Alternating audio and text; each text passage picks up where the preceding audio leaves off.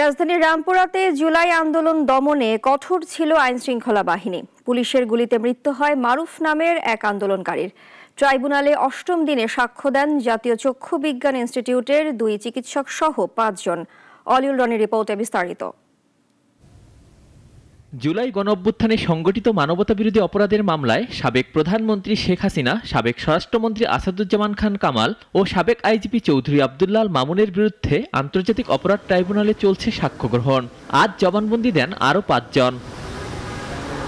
এদিন ট্রাইব্যুনালে সাক্ষ্য দিতে আসেন রামপুরায় পুলিশের গুলিতে নিহত মারুফের বাবা। 19 জুলাই বিকেলে গুলিবিদ্ধ হয় মারুফ। হাসপাতালে নিতে গেলেও বাধার মুখে পড়তে হয় তাদের। অনেক কালক্ষেপণের পর ডামেকে মৃত্যু হয় মারুফের। চিকিৎসায় বাধাগ্রস্ত শুধু করা হয়নি, থামিয়ে রাইফেলের বাঁট দিয়ে খুঁচিয়ে ক্ষতস্থানটাতে আঘাত করা হয়, দেখা হয় যে সত্যি ক্ষত হয়েছে কিনা, এবং ওইখানে দেরি না হলে তার অনুমান যে ছেলেটা হয়তো বাঁচত, এবং পরবর্তীকালে তার লাশ দেওয়া হয় নাই, আটকিয়ে রাখা হয়। এক থানা বলে যে আমার এলাকায় ঘটনা ঘটেনি, আর এক থানা বলে আমার এলাকায় ঘটনা ঘটেনি। এ সময় চক্ষু বিজ্ঞান ইনস্টিটিউটের পরিচালক স্মৃতিচারণ করেন চিকিৎসা নিতে আসা নিহতদের ভয়াবহ চিত্র।